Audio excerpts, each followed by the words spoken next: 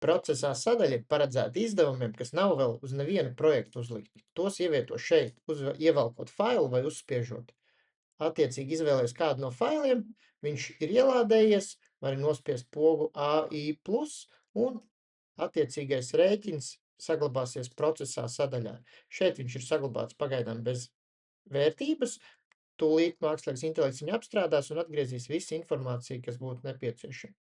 Šeit ir ievadīšanas laiks, summa, links, partneris un rēķina numurs, rēķina datums, apmaksas datums, pievienot failu un pavadzīmes fails. Šeit var pārskatīt komentārus un attiecīgi šeit var izlabot izdevumu. To var pārvietot, noklišinot šeit, uzliksim testa kontu, izvēlēsimies, kāds ir veids pēc tāmes un saglabāsim uz testa kontu. Attiecīgi mēs ieejam testa kontā, pēdējo pievienoto izdevumu, un tā kā es esmu šim projektam pirmais apstiprinātājs, tad es esmu tiesīgs šo izdevumu uzreiz apstiprināt, un tas var aiziet uz apmaksu. Ja procesā sadaļā ievietosim to pašu failu vēlreiz, tad mēs redzēsim, ka tas failu nosaukums būs sarkans. Tas nozīmē, ka tāds jau ir pievienots.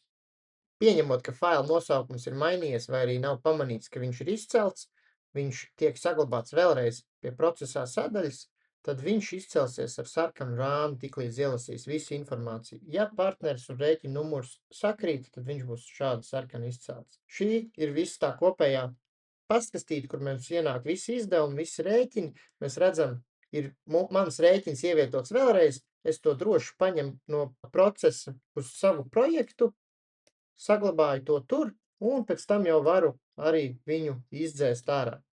Vai arī admins viņus var izdzēst uzreiz no procesā sadaļas. Šeit mēs uzspiežam dzēst un izdzēšam.